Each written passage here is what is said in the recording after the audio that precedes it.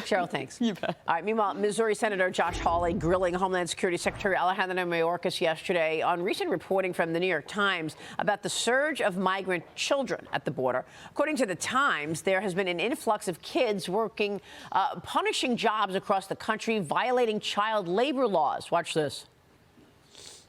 Have you seen these numbers?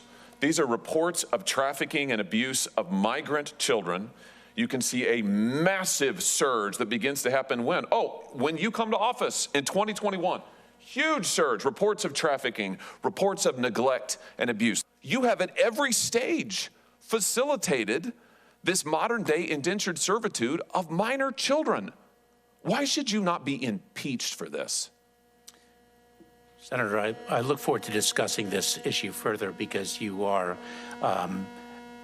misstating the facts so terribly.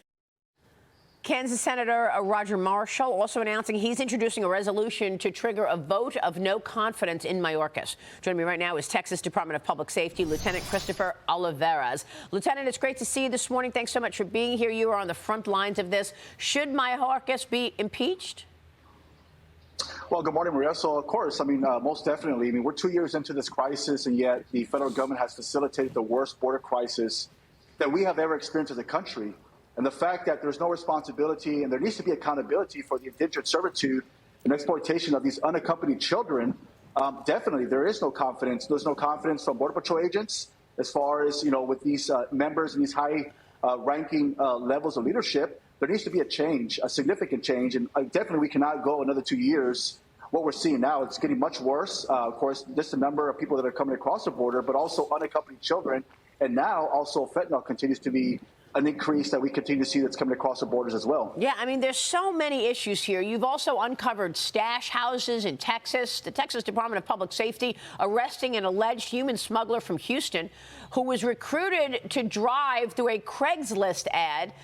This is another issue that is really troubling, that the drug cartels are luring in teenagers to be the getaway car. Here's this ad on Craigslist. It says, transportation gig available. All you need is a vehicle. Pay out same day and cash on delivery. Lieutenant, what can you tell us about this? Well, Maria, we talked about this early on when you visited the border numerous times. And, of course, at that particular moment, back in 2021, going into 2022, we're talking about social media platforms, how criminal smuggling organizations utilize social media platforms such as TikTok, Snapchat, to advertise their services to recruit drivers and even young drivers to carry out their smuggling operations. But now, most recently, now we're seeing Craigslist. So these criminal organizations have continued to expand their criminal network throughout the United States to advertise their services. And they're using whatever resources they can, whatever advertising services they can to recruit drivers. And it has worked in their favor. That's why we continue to see an increase in human smuggling events, especially along the border, where we're seeing not only individuals within Texas, but from out of state. We've encountered drivers from California, Pennsylvania, Oklahoma, Louisiana, and even juveniles, young adults that are taking part in this smuggling operation. So when you have lax border policies and there's no consequences on the federal side, these criminal smuggling organizations are going to take full advantage of that, and that's what they've been doing for the past 2 years. So you've got kids being attacked from different areas. You've got 5 million people that we know of apprehended on Joe Biden's watch. I think it's up to 7 million now. You'll have to correct me if that's the right number. You've got gotaways of more than 1 million. You've got the fentanyl issue, and now you've got this issue with Chinese nationals. The number of Chinese nationals up 900%. What is that trek like, and what can you tell us about that when you apprehend the Chinese nationals? Are they here on direction from the CCP, or are they trying to escape the CCP? Well, that's a good question. The issue with that is that we see an increase in Chinese nationals, more specifically in the Rio Grande Valley sector in McAllen, Texas. But again, we don't know exactly what the backgrounds are on some of these Chinese nationals that are coming across because, again, they're not properly vetted, just like with any other immigrant that's coming from any other country. So they're being released. They're being mass released into the country without even knowing exactly what their backgrounds are, what their intentions are, why they're fleeing their country. So we do not know. But we do know for a fact that there is a significant increase. And, of course, it's a very profitable to the criminal organizations who smuggle Chinese nationals because they're paying anywhere from $35,000 to $50,000 a person to get them across the border.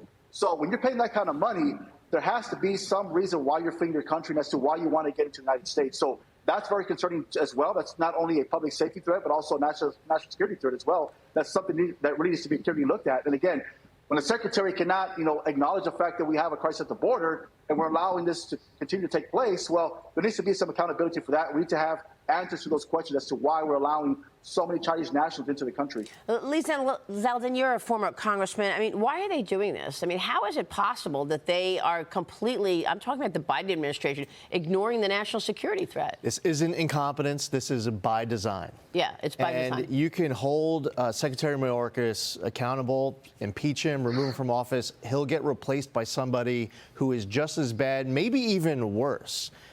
Lieutenant Olivarez, if we can make you the Secretary of Homeland Security for a day, what would be your first actions that you would take? I mean, in Congress, we would talk about ending catch and release, finishing construction of the border wall, enforcing the Remain in Mexico policy, supporting Customs and Border Patrol agents. What would you do if given that opportunity to be the Secretary for a day? Well, I mean, Congressman, it's very simple. I mean, this situation can be, solved from one day to the next. If you look at the policies that were working back, prior to 2021, you end catch and release, and you apprehend and you apply consequences. Yeah. You implement the Remain in Mexico policy. You continue with the construction of the border wall. The border wall is a very effective tool. You can ask any law enforcement officer that's on the front lines along the border. That is clearly a significant, a very viable tool for border security.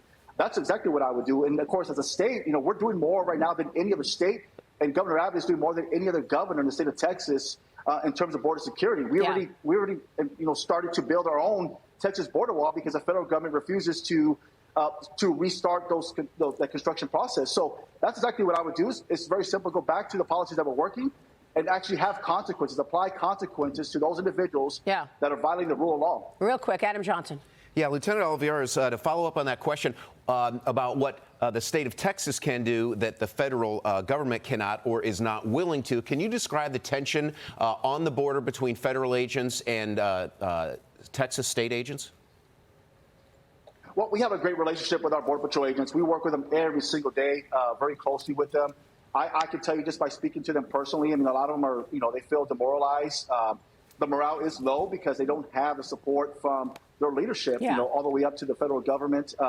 So it's clearly demoralizing to them. But again, they're dedicated in serving their country. They want to protect the country. That's what they're there. That's what they're there for. So well, how could they not see what's going on? They're on the front lines. How could they not see it? Yeah. Exactly. So, right. I mean, I could just tell you for a fact, I mean, yes, it is demoralizing to them. But again, they are very dedicated to their job. They're dedicated to the service, and they want to protect this country. As are you. Lieutenant, great to see you this morning. Thank you, sir.